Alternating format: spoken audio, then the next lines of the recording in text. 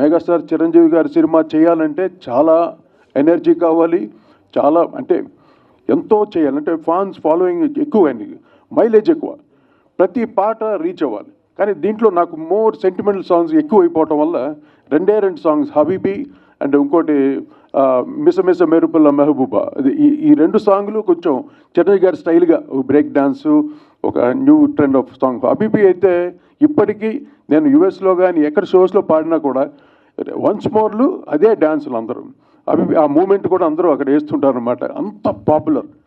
అంటే ఒక theme Lawrence గారు చేశారు, అది ఒక కొరియోగ్రఫీ, ఒక థీమాటిక్గా ఒక దాని ఏమంటారు థీమ్ స్టెప్స్ అనమాట, ఒకే స్టెప్స్ అలా కంటిన్యూ అవుతుంటుంది. ఆ తర్వాత చిరంజీవి గారి సినిమా అన్నింటిలో ఫాలో అయ్యారు ఆ ప్యాటర్న్ అనమాట. So I'm really happy. My megastar cinema the last cinema నేను చేసింది. Hitler is the last film. తర్వాత చెప్తాం, ఫస్ట్ హిట్లర్ అయిపోతే ఇంకా చాలా ఉంది చెప్పడం. హిట్లర్ అంటే చిరంజీవి గారికి నేను చేసిన లాస్ట్ సినిమా హిట్లర్. తర్వాత మళ్ళీ మాకు కుదరలే మా కాంబినేషను. బట్ ఎంతో వైభవంగా మన 100 days ఫంక్షన్ వచ్చి ఒంగోలులో చేశారు. నేను ఆ ఫంక్షన్కి వెళ్ళలేకపోయాను. టు బి ఫ్రాంక్లీ నేను ఐఎమ్ సిక్ అనమాట. అప్పటికి నేను మా అత్తగారు ఊరికి వెళ్ళి నెల్లూరు నుండి అక్కడ నుండి దగ్గరే ఒంగోలు. సరే వెళ్దాం అనుకుంటే నా వల్ల కాలేదు, ఫుల్ చాలా నీరసం అయిపోయి అనేబుల్ అనమాట, వెళ్ళడానికి వీలు పడిన పరిస్థితుల్లో నేను వెళ్ళలేదు. చెప్పాను నేను రావట్లేదు మోహన్ గారు అని చెప్పేసి. కానీ పెద్ద ఫంక్షన్ అది, ఒక మెయిన్ టెక్నీషియన్ లేకపోతే నేను ఇప్పటికీ ఈ రోజుకి బాధపడుతున్నాను. ఎందుకంటే ఈరోజు అది నేను రివీల్ చేయాలి మోహన్ గారికి.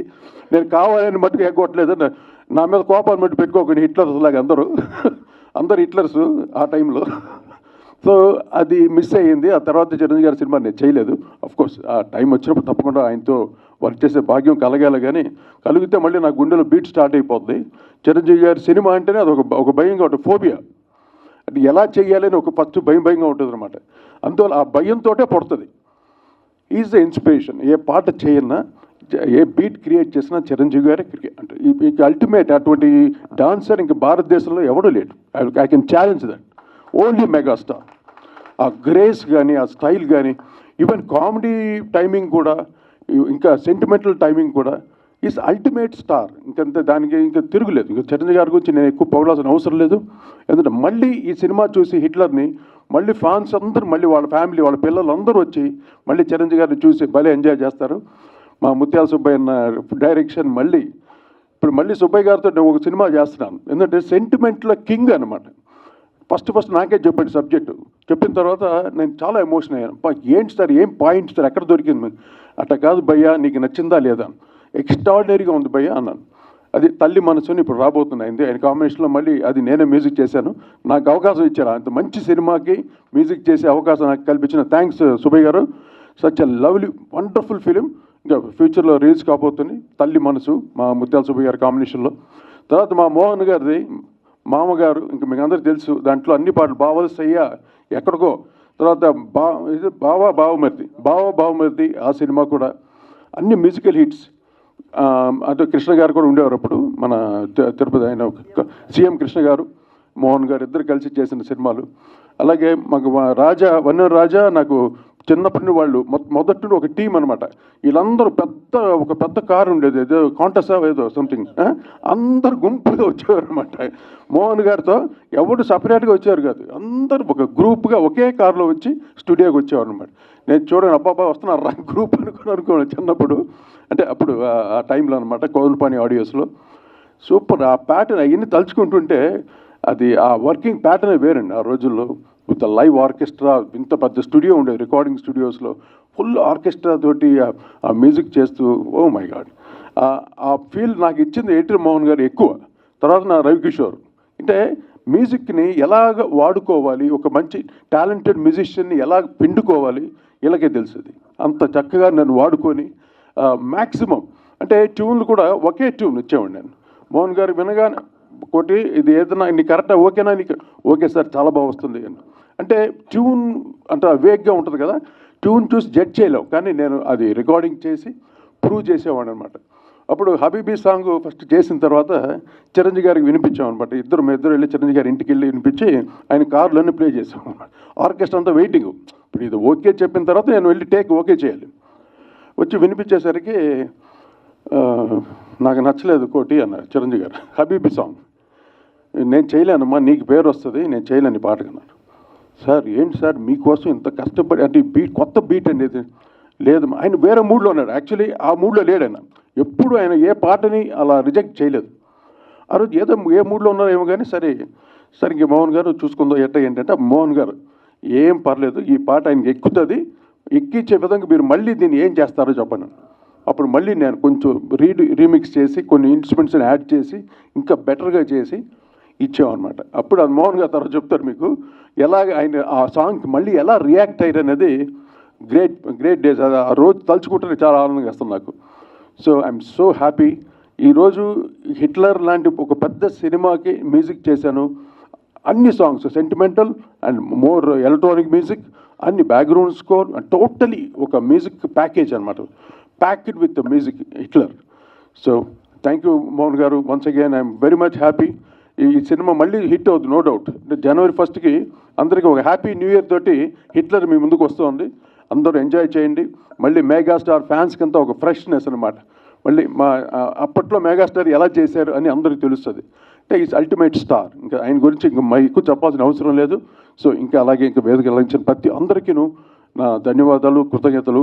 నా ఇంత చక్కటి అవకాశం కల్పించిన మా మోహన్ గారికి, మా ముత్యాల సుబ్బయ్య గారికి థ్యాంక్ యూ వెరీ మచ్. అలాగే మా బాబు మోహన్ గారు, ఏ సినిమా ఆయన ఉంటే ఆ సినిమా హిట్, ఆ సీన్ లేని ఇటు కామెడీ, అంత గ్రేట్ కామెడీని అయినా గ్రేటెస్ట్. అలాగే మా రాజ్ కుమార్ గారు రైటర్, ఎన్ని డైలాగ్స్, ఎంత ఒక టీం అనమాట మేమంతా. ఎవరు పని వాళ్ళు ఒక సబ్జెక్ట్ దొరికితే ఆ సబ్జెక్ట్ని ఏ రకంగా మనం మ్యాక్సిమం మన పవర్ ఎలా పెట్టగలం అన్నట్టు అందరూ అలా వర్క్ చేసి వచ్చిన అందరూ మేమంతా. సో ఈ అవకాశం నిజంగా సాలూరు రాజశ్రీ గారు తనయుడుగా నాకు చాలా గొప్పగా ఫీల్ అవుతున్నాను. అలాగే మా గురుగారు చక్రవర్తి గారి ఆశీస్సులతోటి ఈరోజు కోటిగా మీ అందరి ఆశీస్సులతోటి ప్రతి ఒక్కరి హృదయంలో నా పాటలు ఉన్నాయని భావిస్తూ మీ ముందులో తీసుకున్నాను. Thank you very much sir. Thank you. God bless you all.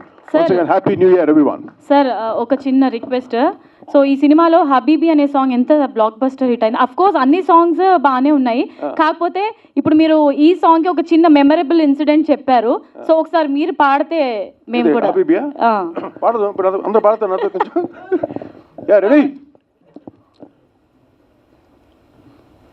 నడక కలిసిన నవరాత్రి, సిగ్గుపడితే శివరాత్రి, తన నాన్న తర నాన్న తరే రా, హబీబీ హబీబీ హబీబీ హబీబీ హబీబీ హబీబీ హబీబీ హబీబీ డింగ్ డంగ్ డంగ్ డింగ్ డంగ్ డింగ్ డంగ్ డంగ్ డింగ్ డంగ్. గిటార్ ఉంటే ఇప్పటికి మంచి కుమ్మేసి ఉండేవాళ్ళం.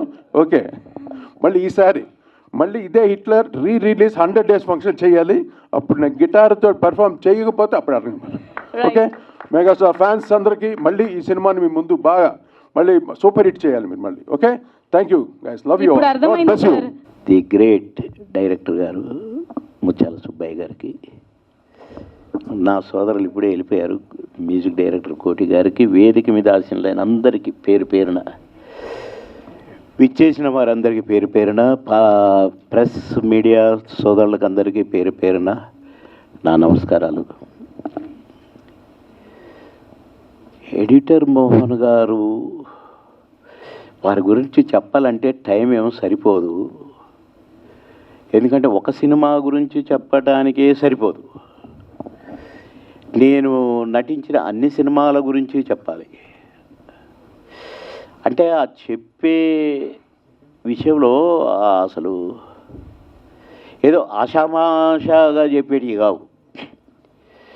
వారు వారి ప్రతిభ, వారి ఆలోచన విధానం ఎంత గొప్పదో నాకెందుకో నేను బాగా క్షుణ్ణంగా అర్థం చేసుకున్నానా అని అన్నట్టుగా అనిపిస్తుందండి నాకు. లేదా వారి ఆఫీస్ కూడా వెళ్ళాను. ఎంత గొప్ప ప్రొడ్యూసర్ గారంటే, ఎడిటర్ గారు సంగతి తర్వాత చెప్తాను, ఇప్పుడు ప్రొడ్యూసర్ గారి సంగతి చెప్తాం. ముందు కథప్పుడే ఇది తీయాలి అనుకున్నారు అంటే అది హిట్టే. ఇందాక అన్నారు ప్రొడ్యూసర్ గారు నా సినిమాలన్నీ హిట్టే అని. కథని ఎలా మలచాలి, ఇప్పుడు మావగారి సినిమా ఉంది, తమిళ్లో ఒక హిట్ అయిన సినిమే, కానీ వారు తీసుకున్న శ్రద్ధ, వారు దాన్ని తయారు చేసుకున్న తీరు, దీన్ని ఇంకా పెద్ద హిట్ కొట్టాలని వారు వేసిన ప్లాను అమోఘం అంటే అమోఘం. ఆఫ్టర్ ఆల్ బాబు మోహన్ అంటే క్యారెక్టర్లుగా కూడా, క్యారెక్టర్ ఫిట్నెస్గా కూడా ఎలా ఉండాలో వారికి తోచినంత, వారికి తెలిసినంత గురి నేను ఎవరికి తెలియదేమో అనుకుంటుంటా. ఎందుకంటే నేను చాలామంది ప్రొడ్యూసర్స్తో యాక్ట్ చేశాను. తెలుగు, తమిళ్, కన్నడ, హిందీ అన్ని భాషల్లో కూడా చేశాను. నా అదృష్టం. కానీ వేళ్ల మీద లెక్క పెట్టే ప్రొడ్యూసర్స్నే నేను చెప్పగలుగుతాను. అంటే ఈ కోవకు చెందిన వాళ్ళు. వారు క్యారెక్టర్ల హీరో దగ్గర నుంచి, కమెడియన్ల దగ్గర నుంచి ఈ క్యారెక్టర్కు ఇతనే కరెక్టు అనుకుంటే అతన్ని వదలడండి. డేట్లు కుదరకపోయినా వదలడు. సినిమా స్టార్ట్ కాకపోయినా పర్వాలేదు, కానీ ఆ ఆర్టిస్ట్ కావాల్సిందే అనుకుంటారు, ఆ హీరో కావాల్సిందే అనుకుంటారు. వారి సక్సెస్కి కారణాలు ఎన్నో ఉన్నాయి, ఇట్లాంటివి ఎన్నో ఉన్నాయండి. నా డేట్లు కుదరలేదు మావగారి సినిమాకి. 30 రోజులు కావాలన్నారు. అప్పుడు రోజుకు 6 షూటింగ్లు చేస్తున్నాను, 6 షిఫ్ట్లు పనిచేస్తున్నాను. అక్కడికి నేను చాలాసార్లు రిక్వెస్ట్ చేసుకున్నాను ఆఫీస్కి వెళ్ళి, సార్ ఈ ఒక్కసారికి నన్ను వదిలేయండి సార్, ప్లీజ్ సార్, నాకు అస్సలు కుదరట్లేదు సార్ అంటే 30 నుంచి 25కి వచ్చారు, 25 నుంచి 20కి వచ్చారు, 20 నుంచి 15కి వచ్చారు. కానీ నేను 12 కంటే కుదరదు సార్ గురువుగారు అన్నాను. అంటే నాకు రిక్వెస్ట్ చేయటానికి కూడా ఏడుపు వచ్చేంత పని అవుతుంది. లేదు, నువ్వే కావాలి, నువ్వే చేయాలి ఆ క్యారెక్టర్. అరే సార్ ఏంటి ఇట్లా పట్టుబడతారు అనుకున్నాను. 3 సార్లు ప్రివ్యూ వేశారు. నేను 3 సార్లు చూడటానికి కుదరలేదు. నా మీద చాలా కోపం వచ్చింది సార్కి, ప్రొడ్యూసర్ గారికి. ఎందుకంటే నేను కావాలని కాదండి, అసలు క్షణము తీరికలేక కుదరక, ఒక్కరోజే మెడ్రాసు, ఒక్కరోజే తిరుపతి, ఒక్కరోజే వైజాగ్, ఒక్కరోజే హైదరాబాద్. ఆ పొజిషన్లో మళ్ళీ ఎక్కడికి వస్తే అక్కడ 5-6 షూటింగులు.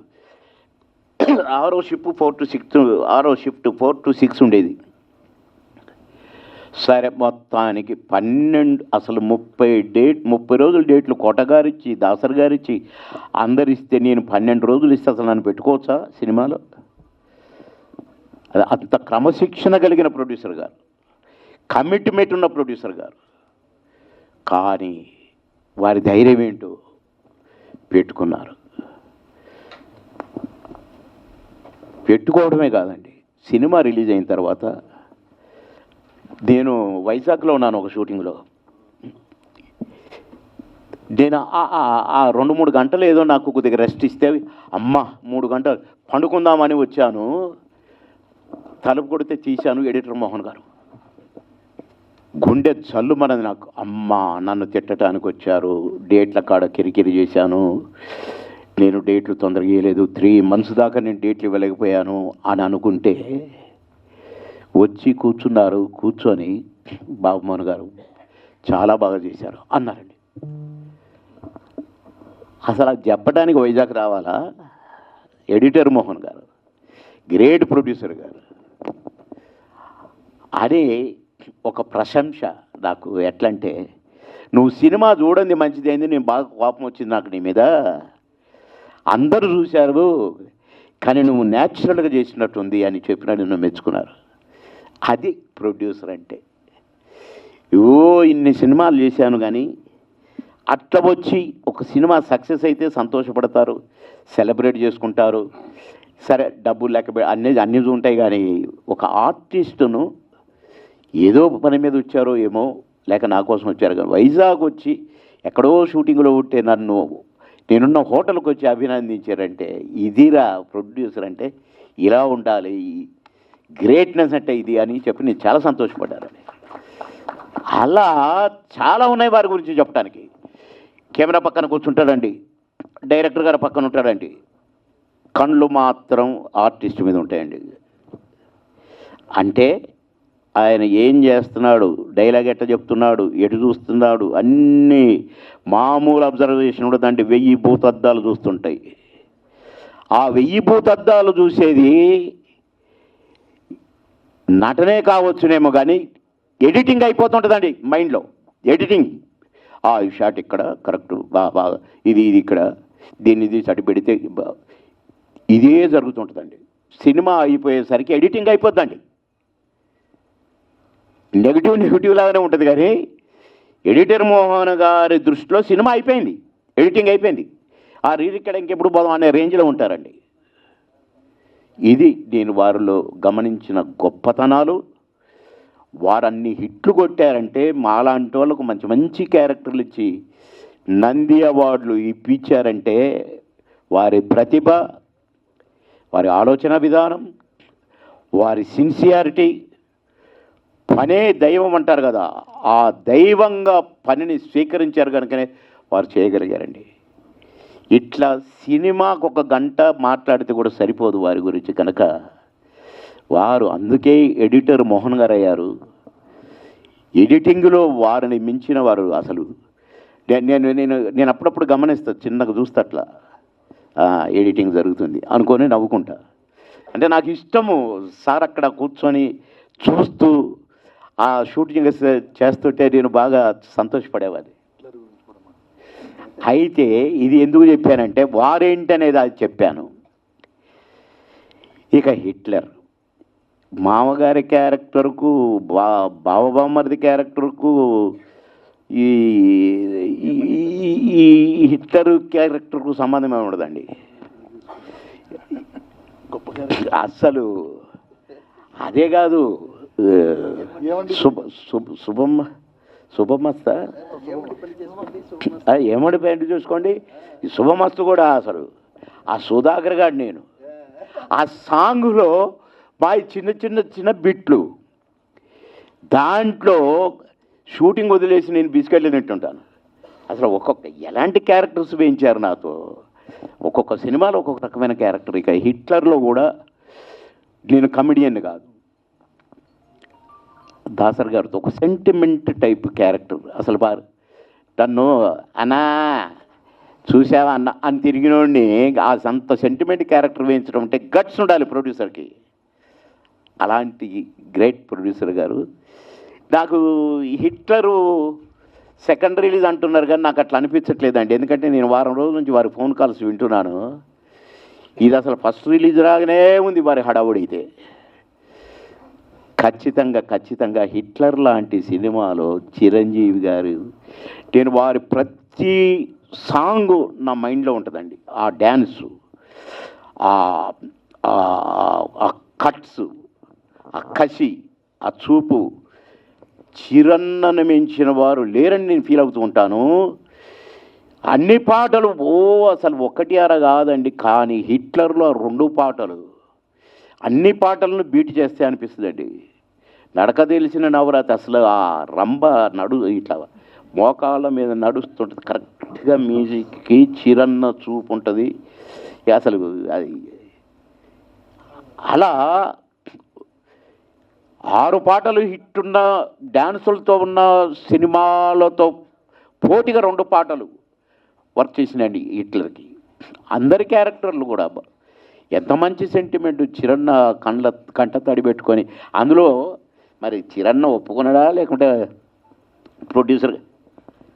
డ్రెస్ కూడా అండి చక్కని బుషర్టు ప్యాంటు, రాముడు మంచివాడు. అసలు ఆ ప్యాట్రన్ ఎప్పుడు చిరంజీవి గారు ఏ సినిమాలలో వేల గమ్మత్ డ్రెస్సింగ్ సింపుల్గా. కానీ ఇక అసలు చిరణ్ అంటే చిరణ్ణి అనుకోండి. అట్లా ఈ హిట్లర్ పిక్చర్ ఖచ్చితంగా నూతన సంవత్సరంలో రిలీజ్ అవుతుంది. మళ్ళీ డెఫినెట్గా విజయ దుందుబి మోగుతుంది. ఎందుకంటే ఈ మధ్య కాలంలో చిరన్న కథ బయటికి రాలే, ఇంత ఊపు సినిమా రాలే, వస్తుంది ఇప్పుడు మళ్ళా పాత రోజులు జడ్జనకర జనారే డెఫినెట్. మళ్ళా అప్పుడు నెల్లూరులో చేశారు 100 days, కానీ ఈసారి ఈ దగ్గరలో హైదరాబాద్ చుట్టే చేయాలని కోరుకుంటున్న ఎడిటర్ మోహన్ గారిని. మేడం గారు విజయలక్ష్మి గారు మేడం గారు వచ్చారని తెలిసింది, వారి సత్యమణి గారు. అస్సలు ఈ ఎడిటర్ మోహన్ గారు ఇంత పట్టుదలతో పనిచేయటానికి కానీ మొత్తం వెనకాల నాకు ఆ మేడమే అనిపిస్తుందండి. ఎందుకంటే ఉన్నత చదువులు వారు ఉన్నత చదువులు చదివిన చాలా విజ్ఞాని, కానీ వీరి విజయాల వెనుక మాత్రం మేడమే డెఫినెట్గా. ఇక మా రాజా ఉన్నాడు, మా హీరో ఉన్నాడు, వాళ్ళని ఇక్కడి నుండి చూస్తున్నాడు నేను. వారిని కూడా హిట్లర్ గారు లైన్లో పెట్టారు. కొడుకును హీరోగా లైన్లో పెట్టారు హిట్లర్గా, ఒక కొడుకును డైరెక్టర్గా కూడా హిట్లర్గా పెట్టారు. కనుక ఈ సినిమా మళ్ళీ 100 రోజులు ఆడాలి, ఇంకెక్కువ ఆడాలని కోరుకుంటూ వారికి అడ్వాన్స్గా కంగ్రాట్స్ చెప్తూ ప్రేక్షక దేవుళ్ళందరికీ ఈ హిట్లర్ సినిమాను మరొకసారి విజయ దుందుబి మోగించాలి. తమ్ముళ్ళు, అన్నలు, అక్కలు బ్రహ్మాండంగా నమ్మించిన కదా.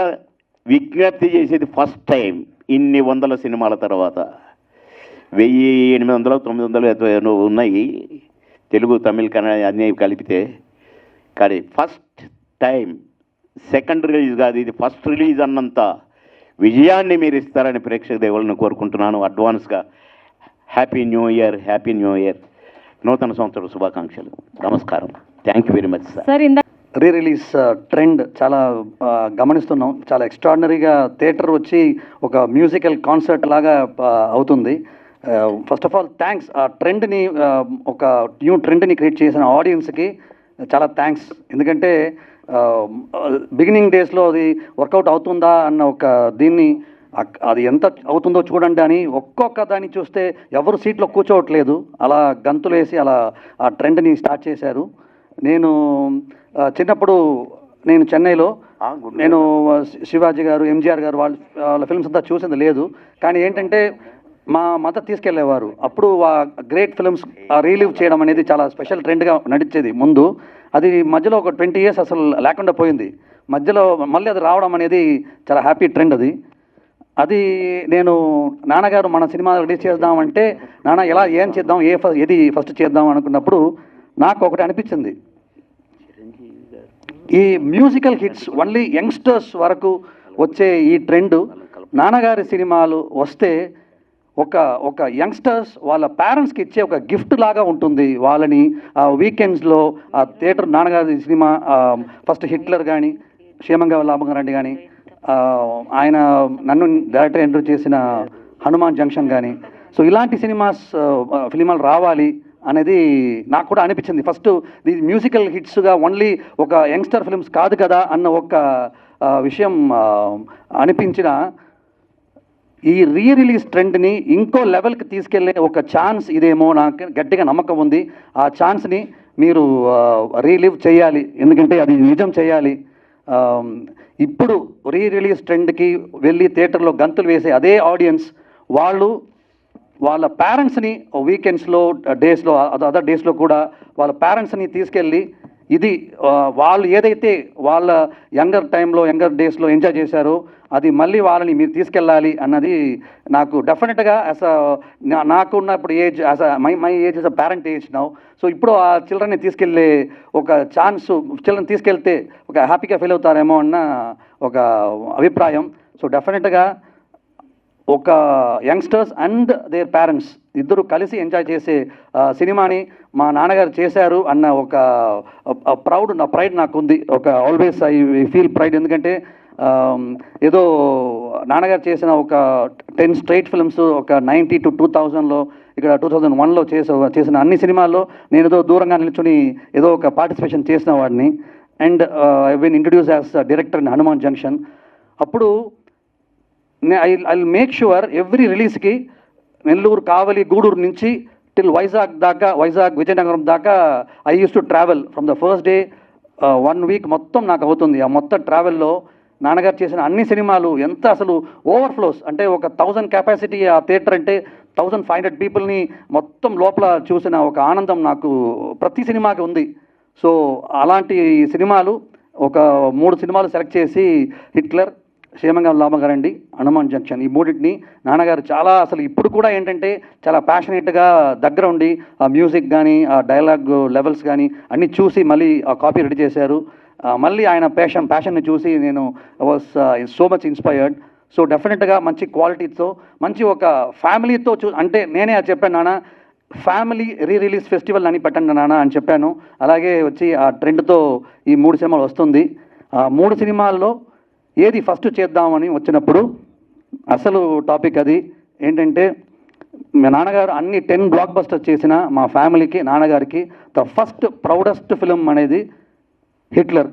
అది ఒక్క మనిషి వల్ల అది మెగాస్టార్ చిరంజీవి గారు. అది మేము ఎప్పుడు చెన్నైలో కానీ మేము ప్రౌడ్గా చెప్పుకుంటే నాన్నగారు చాలా సినిమాలు చేశారు, చిరంజీవి గారితో చేశారు అని ఫస్ట్ చెప్తాం అన్నమాట. అలాగా పేరు వచ్చిన మేము ఎప్పుడు సంతోషపడే ఒక సినిమా అది. నాకు ఆ హిట్లర్తో అనుబంధం అనేది మలయాళం సినిమా రీమేక్ అది. నేను చెన్నైలో ఒక గుడ్ లక్ అన్న థియేటర్ ఉంది, చిరంజీవి గారు నేను ఇద్దరు మాత్రమే ఉన్నాం. I translated that Malayalam to Telugu. ఆయనకి పక్కన కూర్చుని చెప్పిన ఆ రోజు నాకు ఇంకా గుర్తుంది. ఫ్రమ్ దట్ డే టు ఒంగోలులో వచ్చి 100 days ఫంక్షన్ చేసిన రోజు వరకు I had the privilege and like such a honour to be with him in Hitler as a young boy. And అది I was lucky enough to do Godfather. ఇప్పుడు same ఇదే Prasad lab ఇదే ప్లేస్లో వి short a scene. నాకు అది గుర్తొస్తుంది ఈరోజు. So అంత ఒక మెగాస్టార్తో ఇంత పెద్ద ట్రావెల్ అనేది ఇట్స్ అ బిగ్గెస్ట్ బ్లెస్సింగ్ నాకు. And it has to continue అన్నది నేను ఎప్పుడు కోరుకునే విషయం. లైఫ్లో మర్చిపోలేని ఒక పెద్ద అనుభవం అది. సో అలాంటి ఒక సినిమా మీ ముందుకు వస్తుంది. సుబ్బయ్య గారు నేను దూరం నుంచి చూసి నేను డైరెక్షన్ నేర్చుకునేవాడిని మా షూటింగ్లో. So thank you sir, thank you for coming sir Subbaiah గారు. అండ్ కోటి గారు, నేనంతా అసలు చిన్నప్పుడు నేను కంపోజింగ్కి వెళ్ళేవాడిని. అసలు ఏది చెప్పినా చిన్నవాడు నేను అసలు సిచ్యువేషన్ చూడకుండా చెప్పేస్తాను. నా సుక్కటి గారు బాగుంది బాగాలేదని చెప్పేసేవాడిని. నన్ను చిన్న పిల్లవాడుగా ఆయన చూసి ఎంకరేజ్ చేసేవారు తప్పుగా అనుకోకుండా. అలా చాలా ట్రావెల్ ఉంది. ఫస్ట్ ఆఫ్ ఆల్ బాబుమోహన్ గారు, మిమ్మల్ని మామగారులో ఆ కోటా గారు బాబుమోహన్ గారు అనే కాంబినేషన్ని ఇంట్రడ్యూస్ చేసిన అది ఒక ప్రౌడ్ మూమెంట్ అన్నమాట. అది ఇంకా ఎన్ని సినిమాలు మీరు ఇద్దరు కలిసి చేశారు. అవును, గోచి షూట్. అవును. సో అది సో ఇదే అన్న నా డ్రెస్ అనను ఇదే అన్న నా డ్రెస్ అని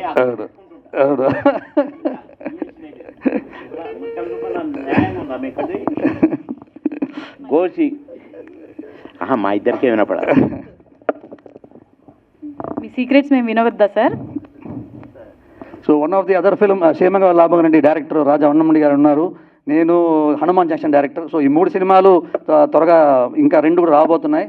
అన్నింటినీ మీరు ఎంకరేజ్ చేయాలి. అండ్ స్పెషల్గా సత్యదేవ్ నా బ్రదర్ ఇక్కడ ఉన్నారు. Congrats to you for zebra. ఎందుకంటే ప్రతిరోజు please clap him for zebra. నాకు ఎంత సంతోషం అంటే నా బ్రదర్ సక్సెస్ అయితే ఎంత సంతోషం ఉంటుందో అంత ఉంటుంది నాకు. ఎందుకంటే we shared a lot of wonderful moments in God Father. అంత హిట్ అయిందంటే సత్యదేవ్ బ్యాలెన్స్ చేశాడు కాబట్టి హిట్ అయింది. అది మీకు అందరికీ తెలిసిన విషయం. ఇది ఆ స్టేజ్ కాదు, అయినా I have to thank him. ఒకే ఒక ఫోన్ కాల్ చేశాను, మీరుంటే ఈ స్టేజ్ బాగుంటుంది, మాకు గౌరవం ఉంటుందని. వెంటనే వస్తానని చెప్పారు. దాంట్లో ఇంకా కారణం ఉంది. నేను చిరంజీవి గారికి పెద్ద ఫ్యాను. నాకంటే ఒక పెద్ద ఫ్యాన్ ఉన్నారంటే ఇంకా సత్యదేవ్ గారు ఉన్నారు. ఆయన కరెక్ట్ మనిషి ఈ సినిమాకని, అంటే ఈ వేదికకి అని నేను పిలిచాను. థ్యాంక్స్ రాజేంద్ర కుమార్ గారు, థ్యాంక్స్ ఫర్ కమింగ్. అండ్ మా ఫ్రెండ్ సురేష్ గారు ఈ సినిమాని రిలీజ్ చేస్తున్నారు. ఆయనకి బెస్ట్ విషెస్ అండి. దట్స్ ఇట్ అండి. Thank you. డెఫినెట్గా సో డెఫినెట్గా ఇది ఒక కోరిక. యంగ్స్టర్స్ ఎవరైతే రిలీజ్కి వెళ్తున్నారో పేరెంట్స్ని తీసుకెళ్ళండి. They will feel happy and you will feel happy for bringing them అండి. So thank you once for all. వచ్చిన అందరికీ నమస్కారం అండి. ఫస్ట్ థింగ్, నేను దీనికి ఏదో చీఫ్ గెస్ట్ అలా కాదు, ఫ్యాన్ బాయ్లో వచ్చాను. ఆబ్వియస్లీ అన్నయ్యకి ఆయన అన్నట్టు మేమందరం చాలా పెద్ద ఫ్యాన్స్. సో రాజా సార్ ఎప్పుడైతే రమ్మని అడిగితే అసలు నో సెకండ్ థాట్, ఆబ్వియస్లీ నేను వస్తాను రాజా సార్ అని. And that to Ather Mohan sir మాకు గాడ్ ఫాదర్ అప్పుడు, అంటే గాడ్ ఫాదర్ అప్పుడు అని కాదు, నాకు ఏటర్ మోహన్ సార్ది నా మెమరీ ఏంటంటే హనుమాన్ జంక్షన్ క్షేమంగా వెళ్ళి లాభంగా రండి వాటికి పోస్టర్స్ చూస్తున్నప్పుడు సార్ ఫోటో వేరేగా పెట్టేవారు. నాకు అప్పుడు అర్థమయ్యేది కాదు, ఏంటి ఎడిటర్ ఫోటో ఎందుకు పెడుతున్నారు అలా అని అడిగేవాడిని అమ్మ నాన్నని. ఆయన ఎడిటరే కానీ దీనికి ప్రొడ్యూసర్, అంటే అదొక స్టాంప్, ఆ సినిమా అంటే ఆయన సినిమా అంటే అందరు వస్తారని చెప్పి అలా పెట్టేవారు అని చెప్పి. అండ్ అంత and so that is the legacy he carries. And first of all నిజంగా ఈరోజు నాకు చాలా హ్యాపీగా ఉంది. వన్ మెయిన్ రీజన్ ఇస్ ఇంత పెద్ద లెజెండ్స్ వీళ్ళందరితో పాటు స్టేజ్ షేర్ చేసుకొని ఒక హిట్లర్ లాంటి ఒక గొప్ప సినిమా గురించి వాళ్ళందరూ ఎంతో ప్యాషనేట్ గా ప్రతి ఒక్కరు యూనో వాళ్ళ మెమరీస్ షేర్ చేసుకోవడం, అది నేను వెనక నుంచి నిజంగా I enjoyed it a lot. And thank you so much sir for giving me this opportunity. అంటే నాకు నిజంగా మీరందరూ ఇందాక అంటున్నట్టు నన్ను అమ్మ నాన్న తీసుకెళ్లారు అప్పుడు సినిమా. నేను చాలా చిన్న వయసు నాకు. ఇప్పుడు మళ్ళీ వాళ్ళిద్దరిని నేను తీసుకెళ్లే ఛాన్స్ నాకు దొరికింది Jan 1st. సో డెఫినెట్లీ నేను Jan 1st తీసుకొని వెళ్తాను. అండ్ అంటే ఆ పాటల గురించి కానీ అందులో ఉన్న సీన్స్ గురించి కానీ చిరంజీవి అన్నయ్య పర్ఫార్మెన్స్ గురించి కానీ నేను వేరేగా చెప్పాల్సిన అవసరం లేదు. మొన్న ఒక ప్రీ రిలీజ్ ఈవెంట్ జీబ్రా కూడా నేను హబీబీ స్టెప్ వేసాను మళ్ళీ. నేను అంటే వాళ్ళు పిలిస్తే మళ్ళీ ఆ స్టెప్ వేసాను. సో అంత హెచ్ అయిపోయిన మెమరీస్ లో ఉండిపోయిన ఫిల్మ్ హిట్లర్. అండ్ నాకు బాగా గుర్తున్న ఒక ఇదేంటంటే ఆ సినిమా చాలా ఎక్కువ అంటే నాకు అంత సెలబ్రేషన్ ఎప్పుడు నేను చూసింది లేదు. ఎక్కువగా సెలబ్రేట్ చేసి చాలా ఇట్ వాజ్ ఒక సెన్సేషనల్ హిట్ అది. అండ్ దానికి one of the main reasons కూడా ఐ థింక్ అప్పటికి వరుసగా అన్నయ్య కొన్ని సినిమాలు ఆడకపోవడం అండ్ ఈ సినిమా పైన చాలా ఎక్కువ హోప్స్ పెట్టుకొని అందరు ఫ్యాన్స్ అందరూ మొత్తం తెలుగు ఫ్యాన్స్ అందరూ వెయిట్ చేస్తుంటే అప్పుడు ఆ స్పేస్ లో వచ్చిన film Hitler. So thank you so much sir, and thank you so much Muthyala Subbaiah sir for delivering a blockbuster at that time. And Mohan sir, మీరు నిజంగా మీ ఆస్తి, మీరు చేసిన సినిమాలు, మీరు ఎన్నో సినిమాలు చాలా గొప్ప సినిమాలు చేస్తున్నారు. బట్ నేను ఎప్పుడు ఫీల్ అయ్యేది మీరు చాలా సూపర్ గా సంపాదించుకున్న ఆస్తి మాత్రం రాజా సారే. నేను అది ఎందుకంటే రాజా సార్ ఎలాగా అంటే ఆయన మోహన్ గారి మీద చూపించే లవ్, అరే మనం కూడా ఎంత గొప్ప కొడుకులు అవ్వగలమా అనిపిస్తా ఉంటది నాకు. అంటే ఈ సో అంటే మీరంటే అంత ఇష్టం, ఎప్పుడు ముందొకసారి వెనకొకసారి నాన్నగారు అని అంటూనే ఉంటారు రాజా సార్, మోహన్ రాజా సార్.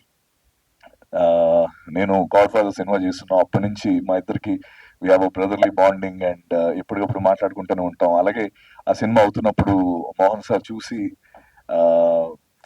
నన్ను కొంచెం పొగిడారు ఫోన్ చేసి.